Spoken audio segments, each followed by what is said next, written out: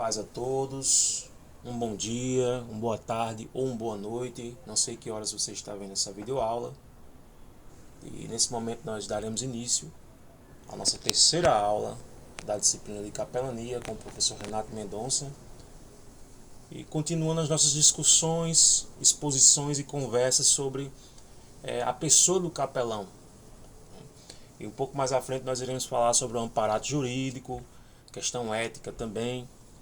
Então fiquem bem atentos aos conteúdos, os termos, as discussões, ok? Então, gente, muitas pessoas pensam que a capelania, ela é como pré-requisito exigente, né, que se exige conhecer a Bíblia. Tem que conhecer a Bíblia. Né? A gente sabe que isso não é tão verdadeiro, porque existe também o capelão secular, que pode usar a Bíblia, como pode usar também outras coisas, outros recursos, outras técnicas para poder atuar, né, na assistência aos necessitados.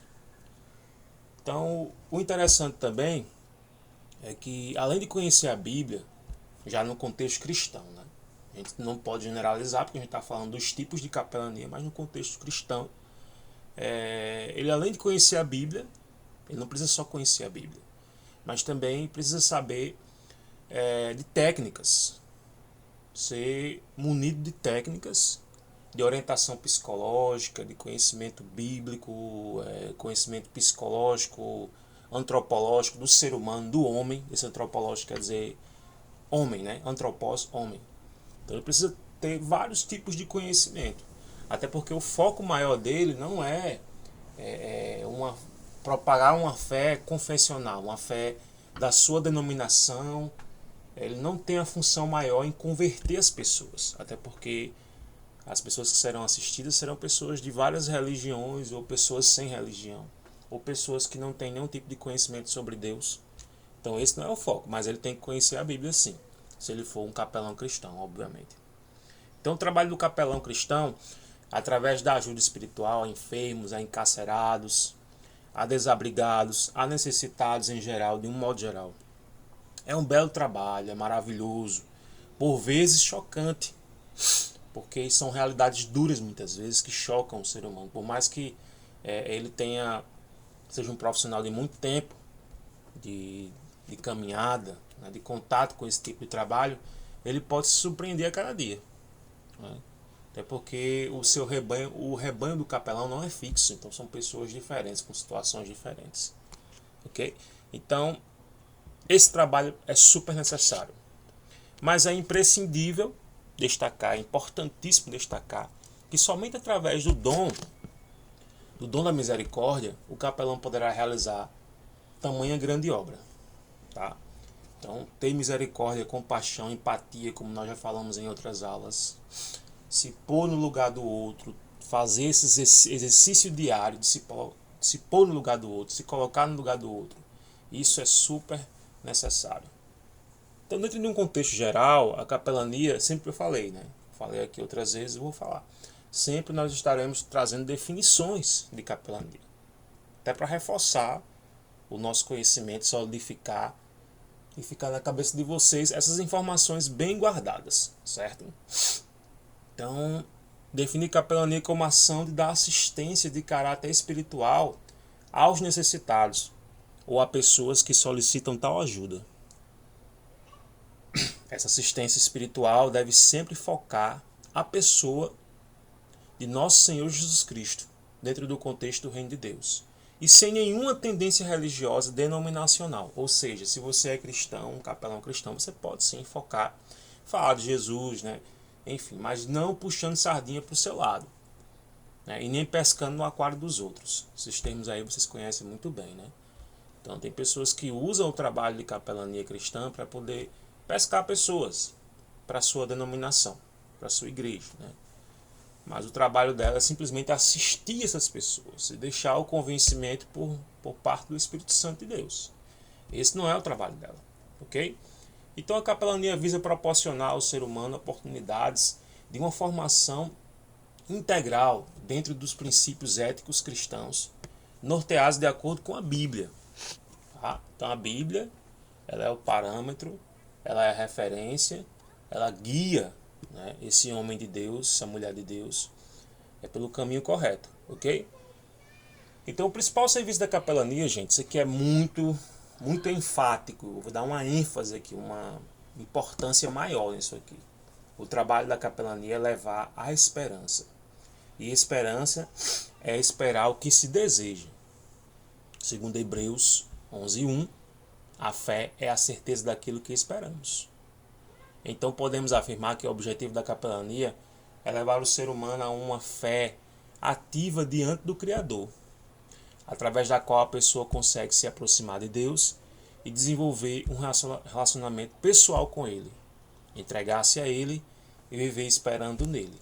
Ou seja, essa pessoa vai ter a capacidade de encontrar em Deus o sentido da sua existência, da sua vida, de encontrar razão para viver, se ela estiver com dificuldades com relação à vida, de preservação da vida, ou tentando se matar, etc. Ou tentando matar outras pessoas. Então, assim, agora com a mente de Cristo, né, como diz lá em Romanos capítulo 12, versículo 1 e 2, aí vai haver uma metanoia, uma mudança de mente ali nessa pessoa, nesse ser humano. E agora ele vai pensar com a mente de Cristo.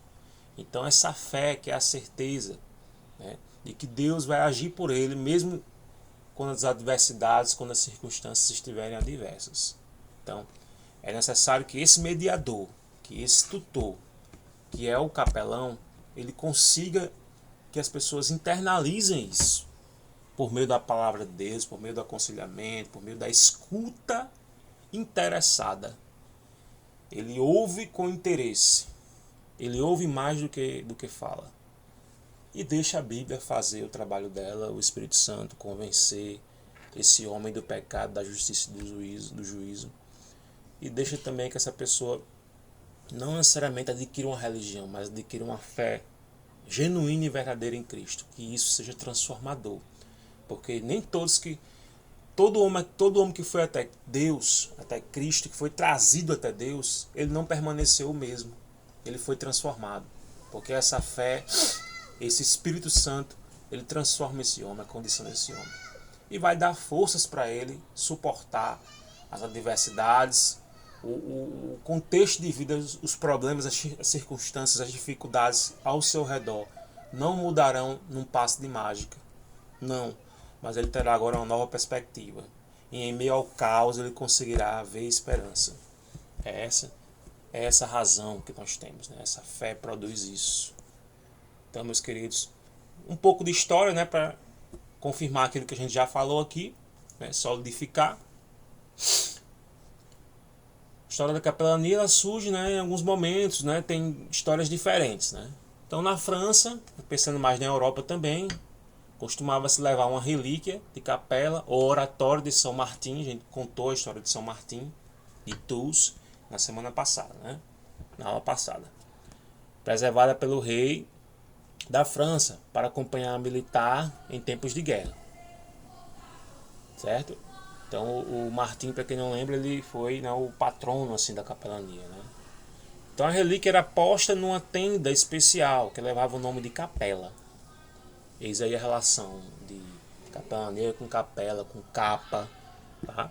Então um sacerdote era mantido para o ofício religioso e aconselhamento. A ideia progrediu, aí o trabalho já do capelão, né? Como surgiu esse trabalho? A gente está caminhando para a questão da lei, né? Então até chegar no Brasil a gente tem essa história de como o capelão se estabeleceu e como foi necessário estabelecer também, criar uma lei para assegurar esse trabalho desse profissional. E não ficar só na responsabilidade da Igreja Católica. Isso aqui no contexto da Igreja Católica, né? A ideia progrediu e mesmo em tempo de paz a capela continuava no reino, não era só na época de guerra. Sempre que um sacerdote, que era o conselheiro, sempre. E o costume passou a ser observado também em Roma, então em vários países da Europa.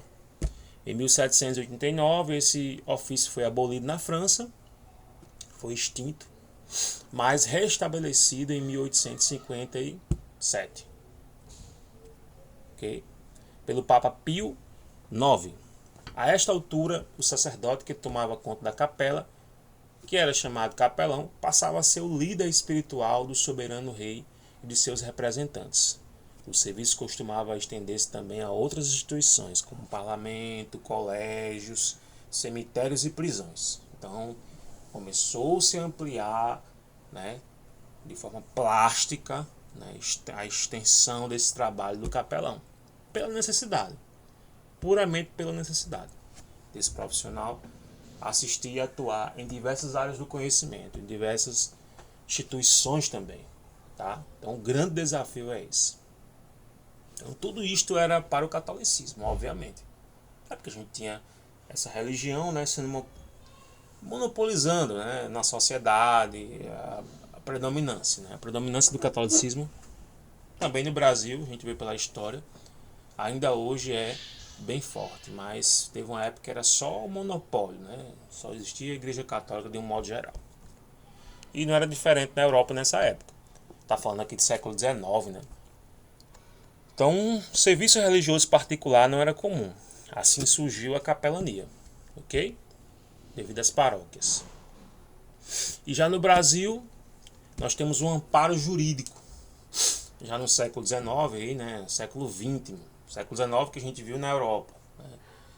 Como os portugueses vieram para o Brasil, colonizaram, trouxeram e deixaram o monopólio do catolicismo aqui. Então a maioria eram católicos. E as instituições que faziam esse trabalho eram católicas. Né? Depois houve a questão do Estado se tornar laico um pouco mais para frente. Né? E daí com essa Constituição Federal, de fato, solidificou essa ideia, okay? De que todas as instituições deveriam ser assistidas pelo capelão, e que o capelão não era mais só católico, mas também poderiam ser outros. Ok? Então, a Constituição Federal de 1988, vocês não têm, gente, pegue o e-book na internet, a versão em PDF, existem versões impressas, é bom ter em casa a Constituição. É interessante a gente conhecer também, tá? E dentro dessa Constituição tem o artigo 5, que ele é assim, um dos artigos principais da instituição, que diz, olha a ênfase nisso aqui, olha a importância. Todos são iguais perante a lei, sem distinção de qualquer natureza, garantindo-se aos brasileiros e aos estrangeiros residentes no país a inviolabilidade do direito à vida, à liberdade, à igualdade, à segurança e à propriedade nos termos seguintes. Olha, a gente sabe que isso não acontece muitas vezes, né? Eu acho que isso não acontece nunca aconteceu e talvez não vá acontecer nunca. Né? Essa questão da igualdade perante a lei de todos. Mas esse artigo é importante estar lá, porque é a partir dele que surgem subartigos, né? Para garantir a profissão e a atuação em recursos por parte do governo, como também privado, para esse profissional, para assistir essas pessoas necessitadas. A gente sabe que não é suficiente, que a necessidade é muito maior, a carência é muito maior, mas pelo menos tem um amparo jurídico, né, que vai dar força a esse profissional, ok? Muita coisa tem que ser feita ainda. Acho que pouca coisa já se fez, mas muita coisa tem que ser feita. É assegurado nos termos da lei a prestação de assistência religiosa nas entidades civis, atenção, e militares de internação coletiva. Isso aqui em 1988, na Constituição. Claro que foi se aprimorando cada vez mais. Tá? E a lei federal, aqui já 2000, tá vendo a demora que foi? De 88 para 2000. Ampliou, houve uma emenda na lei. Então, dispõe sobre a prestação de assistência religiosa nas entidades hospitalares públicas e privadas, bem como nos estabelecimentos prisionais, civis e militares. Olha aí, já ampliou para os hospitais, para as penitenciárias, para os estabelecimentos, instituições prisionais, né? Não só militar, mas também civil. Olha aí, já foi uma ampliação maior. Ok? E quem pode ser o capelão, juridicamente? Ele é uma pessoa preparada, legalmente habilitada para ministrar assistência religiosa em regimentos militares, marinha, exército, forças armadas, né, polícia civil e militar. Como também em escolas de mais variados níveis. Mais variados os níveis. Internatos, orfanatos, FEBEMs, instituições de assistência a menores vulneráveis, a menores abandonados, né? Então, hospitais, presídios e, mais recentemente, a empresas de um modo geral. Segmento privado também. Olha como esse profissional tem sido, né, solicitado. E a necessidade dele tem sido muito percebida e solicitada. Entendeu? Por isso que carece ainda de formação. Muita informação. Porque o mercado está aí, não pensando só numa profissão, mas o capelão tem que comer, tem contas a pagar, tem família, né? Então, todo trabalhador é digno do seu salário. Então, é um trabalho também, tá? Estou falando do capelão profissional. Existe o capelão leigo também. Tem muitos que trabalham, né, de forma mais na informalidade, sem formação, muitas vezes trabalham, fazem esse trabalho também muito bem, por sinal, e recebem, de certa forma, uma ajuda, uma oferta, indiretamente ali, recebe alguma coisa, tá? Isso também é justo. E tem pessoas também que fazem isso nas horas vagas por amor mesmo, e vai, não quero recurso nenhum, quero estar nos hospitais, nos presídios, aí ele precisa ter uma credencial para poder ter acesso a esses ambientes, né, de identificação, ok? Já espiritualmente, o capelão, ele é uma pessoa que tem uma chamada bíblica. Na perspectiva da teologia bíblica, ele é uma pessoa que tem um chamado, tá? Isso nesse contexto de capelania, que é a capelania cristã, que envolve todos os cristãos. Obviamente, todos foram chamados a fazer capelania, tá? Só que assim como todos são teólogos, porque todos fazem teologia num nível, né, mas de um nível mais simples a um nível mais complexo, de um nível leigo a um nível profissional, né, porque todos pensam sobre Deus, estudam a palavra e se relacionam com o Criador. Isso é fazer teologia. Da mesma forma também, os capelães, né, todo cristão é um capelão, né, porque ele tem um chamado. O chamado à capelania é um chamado para todos, chamado ao serviço, ao amor ao próximo, a servir ao mundo nesse sentido de levar Cristo, levar o amor, ok? Sem bandeiras denominacionais, mas levar Cristo. E todos nós somos chamados a exemplo de Cristo, né? Temos uma teologia cristocêntrica, ou seja, a Bíblia ela é centrada em Cristo. Cristo é o centro. E ele mesmo disse sobre ele mesmo que todos aqueles que vierem até ele, ele enviará em nome do Pai. Como ninguém é maior do que ele manda os seus seguidores também a fazer o serviço ao próximo, a estarem no mundo, impactando o mundo, amando o mundo, né? Sendo esse amor transformador, sendo as mãos, os pés, né, de Deus no mundo. A igreja que mais pensou no céu foi aquela que mais fez pelo mundo. E pelo contrário, no lado oposto, a igreja que menos pensou no céu foi a que menos fez pelo mundo. Então, pensar no céu, andar com a cabeça no céu e com os pés na terra, amando com o amor de Deus e sendo uma igreja relevante, com credibilidade, né? Esse aí é o chamado de todo cristão. Porque Jesus disse em João 20, 21, 22: então Jesus disse de novo, que a paz esteja com vocês. Assim como o Pai me enviou, eu também enviei vocês. Envio vocês ao mundo também. Então, essa é a igreja que tem essa consciência de que é capelã, porque foi enviada por Cristo ao mundo. Não para viver enclausurada no gueto eclesiástico, né, se batendo em quatro paredes numa igreja. Não é só isso. Isso é muito confortável.